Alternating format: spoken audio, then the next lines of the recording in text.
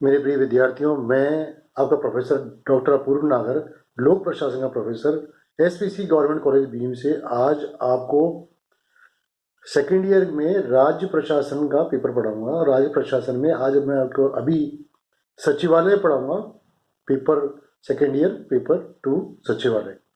तो सचिवालय व्यवस्था क्या है? सचिवालय व्यवस्था एक ऐसी व्यवस्था है जहां सचिव बैठते हैं और मंत्रियों की सहायता करते हैं, और उनके पास में बहुत सारे टाइप करने वाले, कंप्यूटर वाले और बहुत सारे छोटे बाबू, बड़े बाबू, एलडीसी, यूडीसी, बहुत सारे व्यक्ति लगे हुए होते हैं ताकि मुख्यमंत्री जी इस राज्य को बेहतर रूप से चला सकें।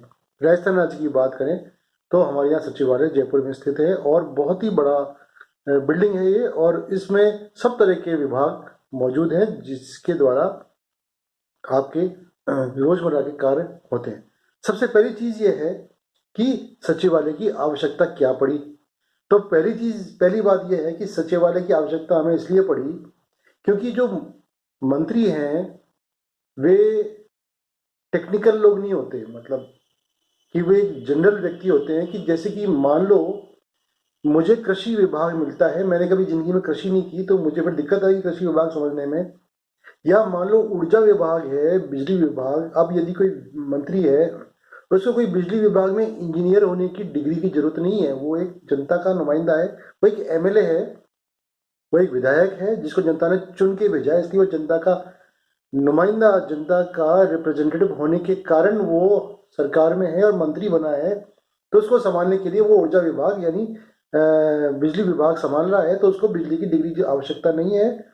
वो बहुत बड़े बिजली के अधिकारी होते हैं, जो इंजीनियर होते हैं वो उसके अंडर में होते हैं, उसको सलाह देने, परामर्श देने के लिए होते हैं, और वो जो सलाह देते हैं उसके हिसाब से पूरी राजस्थान की बिजली की योजनाएं बनती हैं और कार्य होता है, बिजली मिलती है लोगों को। और वही आगे मुख्यमंत्री तक इस बात को पहुंचाता है कि हमें बिजली में क्या जरूरत है और क्या नया बजट चाहिए बिजली की परियोजनाओं के लिए। तो हम ये देखते हैं कि पहली चीज ये हुई। दूसरी चीज ये है कि वास्तव में जो विधायक होते हैं वो अस्थिर, मतलब 5 साल के लिए चुनाव के बाद जीत के आते हैं। उसके बाद यदि उनकी सरकार हार जाती है, मतलब उनकी पार्टी चुनाव हार जाती है, तो दूसरी पार्टी आ जाती है, तो फिर वो 5 साल के लिए बनते हैं। तो 5 साल बाद अस्थिर, अस्थायी होते हैं, कभी सरकार गिर जाएगी तो वो भी हट जाएंगे। इसलिए भी जो परमानेंट काम करने वाले लोग हैं उनकी जरूरत पड़ती है, सचिवालय की इसलिए जरूरत पड़ती है। तीसरा ये है कि आधुनिक लोक कल्याणकारी राज्य का मुख्य उद्देश्य प्रत्येक नागरिक की सुख सुविधाओं का ध्यान रखना है। इस कार्य को मूर्त देने हेतु सचिवालय व्यवस्था जरूरी है ताकि कर्मचारी क्षेत्र संघ जो है सत्र को, तंत्र को निर्देशित किया जा सके कि कैसे कार्य करना है, कैसे नहीं काम करना। फिर उच्च स्तरीय नीति, योजना, कार्यक्रम और विधि निर्माण में सचिवालय परामर्शदाता, सूचना स्रोत एवं ड्राफ्ट्समैन की भूमिका का निर्वहन करता है, जो कि आपके सचिवालय व्यवस्था में अत्यंत महत्वपूर्ण मानी गई है। फिर हम देखते हैं कि इसका संगठन क्या है, सचिवालय का क्या संगठन है, कि सचिवालय किस प्रकार से काम करता है। तो हमें ये ध्यान रखना पड़ेगा कि सचिवालय एक बहुत बड़ा संगठन है, बहुत सारे कर्मचारी इसके अंदर में हैं। तो ये संगठन किस प्रकार से काम करता है, कुछ कुछ जैसे बीए पार्ट फर्स्ट में आप लोगों ने भारतीय प्रशासन में पढ़ा था, उसी प्रकार से संगठन बनता है। तो उस संगठन का वो प्रकार वैसे ही है, और थोड़ा सा बदलता है। जैसे कि केंद्र में मंत्रालय होते हैं और राज्यों में विभाग होते हैं, और यहाँ मुख्यमंत्री होता है, केंद्र में प्राइम मिनिस्टर यानी कि प्रधानमंत्री होता है। तो ये मुख्यमंत्री जी के अंडर में कैबिनेट विभाग, कैबिनेट मंत्रालय, बड़े मंत्री जो होते हैं तो वो उसके अंडर में होता है, और उसके नीचे होते हैं राज्य मंत्री, राज्य मंत्री उसके अंडर में होते हैं, और उप मंत्री जो जो नए सीखने वाले या पहली बार दूसरी बार मंत्री बने हैं, और संसदीय सचिव जो अभी मंत्री बनने वाले हैं, मंत्री जैसे ही हैं, मंत्री बन गए हैं, डिपार्टमेंट उनको दे दिया है पर छोटा छोटा विभाग दे दिया है, पर आगे मंत्री बनने के उनके चांसेस है। लेकिन फिर भी संसदीय सचिव एक मंत्री की श्रेणी में ही, राजनीतिक स्तर की श्रेणी में ही आता है। इनके अंडर में जो विभाग होते हैं उनका हेड होता है मुख्य सचिव, वो तो मुख्यमंत्री जी के अंडर में आता है। बाकी लोगों के अंडर में सचिव होता है हर विभाग, ऊर्जा विभाग है, बिजली विभाग है, सिंचाई विभाग है, सबके अंडर में सबके एक सचिव होता है जो आईएएस अधिकारी होता है, सीनियर आईएएस अधिकारी भी हो सकता है यदि बड़ा विभाग है तो, और अतिरिक्त मुख्य सचिव उसके अंडर में होता है। अतिरिक्त मतलब संबंधित विभाग का मुख्य शासन सचिव, उसके अंदर में विशेष या अतिरिक्त शासन सचिव होता है, और फिर उसके अंदर में उप सचिव, फिर सहायक सचिव, अनुभाग अधिकारी और अन्य मंत्रालय अधिकारी, जैसे कि LDC, lower division clerk, UDC यानी अपर डिवीजन क्लर्क, ये इनके अंडर में होते हैं। अब हम देखते हैं कि सचिवालय का जो ढांचा है वो यही खत्म नहीं हो जाता। सचिवालय के ढांचे में विभाग आते हैं, विभाग में बहुत सारे विभाग होते हैं, टंकण विभाग, मशीन विभाग, ड्राफ्ट्समैन विभाग, फोटोस्टेट करने वाला विभाग, स्थापना विभाग, एस्टैब्लिशमेंट जो कि प्रमोशन करता है, अकाउंट्स विभाग जो कि तनख्वाह, बजट आदि के कार्य करता है, फिर सामान्य विभाग जो कि सामान्य चीज़ों को देखता है। सबके अलग अलग कर्मचारी और बाबू होते हैं। एक भंडार विभाग होता है जो भंडार के होता है, एक पत्राचार विभाग जो पत्र को देखता है। इस प्रकार से सारे विभाग अपने अपने कार्य, रिकॉर्ड विभाग जो इस तरह से जो है सब विभाग होते हैं।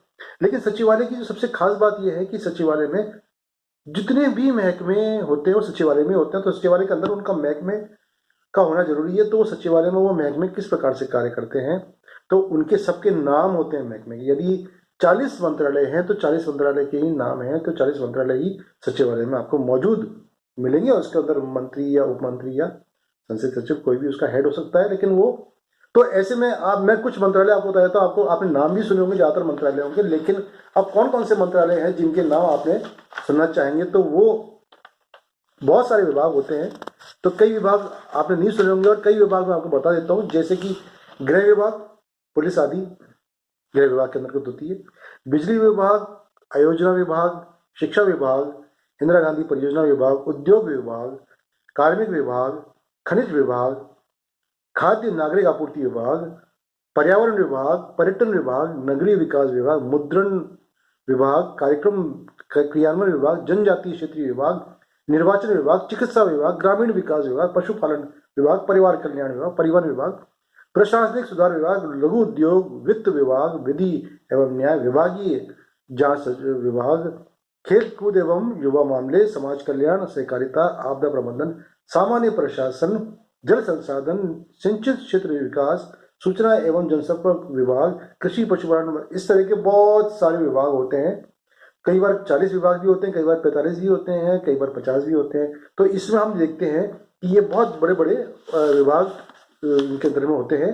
सचिवालय के अंदर में सारे विभाग होते हैं। तो इन सबके नाम मैंने शॉर्ट में आपको लिए, हर एक के अलग अलग और स्पेसिफिक काम है, उस हिसाब से विभाग चलते हैं। अब सचिवालय की कार्य, सचिवालय संगठन आपने पढ़ लिया, सचिवालय के कार्य क्या क्या है। सचिवालय के कार्य का अंदाजा उनके संगठन से भी कुछ को लग जाता है कि इस प्रकार के इतने सारे संगठन है तो कार्य भी तो यही करेंगे।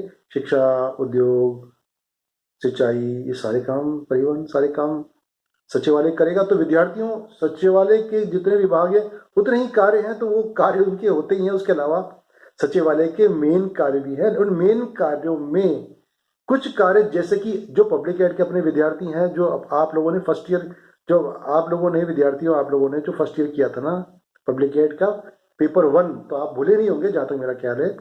उसमें आपने पढ़ा था कि लोक प्रशासन के तत्व किस प्रकार के, लोक प्रशासन के आधार यानी कि उसमें तत्व जो हमने पढ़े थे, उसमें आपने पढ़े होगा POSDCORB, POSDCORB, planning, organisation, staffing, direction, coordination, reporting, budgeting. तो यही मुख्य कार्य हर विभाग के पाए जाते हैं।